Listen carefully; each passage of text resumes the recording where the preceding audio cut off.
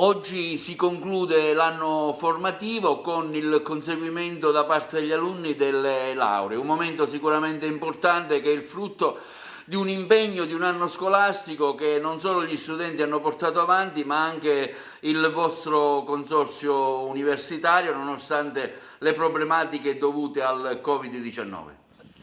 Sì, oggi è un giorno di festa, non solo per gli studenti che vedono coronati i loro sforzi, ma anche e principalmente per il Consorzio Universitario Empedocle di Agrigento,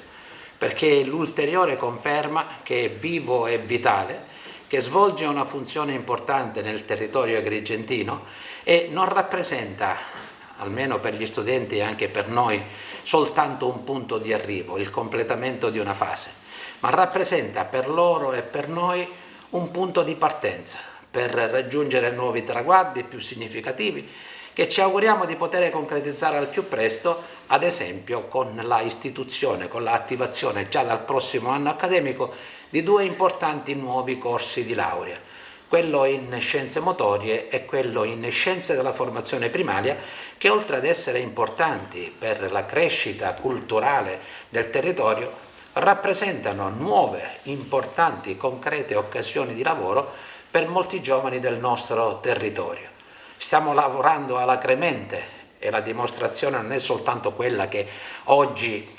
vengono proclamati architetti molti studenti del nostro consorzio universitario. Stiamo lavorando alacremente su vari fronti, anche quello della formazione qualificante per nuove figure professionali. Sono stati attivati infatti già dei corsi per la formazione di fonici teatrali, per sceneggiatori, per tecnici della fotografia, per tecnici dello spettacolo, che sono delle figure che difficilmente possono essere formati nel territorio siciliano. Per noi è un vanto, oltre ad essere un impegno. Il lavoro di stretta collaborazione con l'Università di Palermo e con l'assessorato alla istruzione e formazione sta dando i suoi frutti.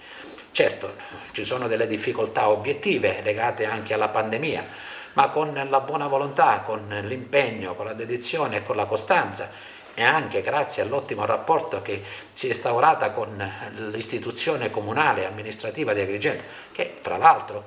è parte integrante di questo consorzio universitario, sono convinto che i risultati non mancheranno. Ad esempio, ricordiamo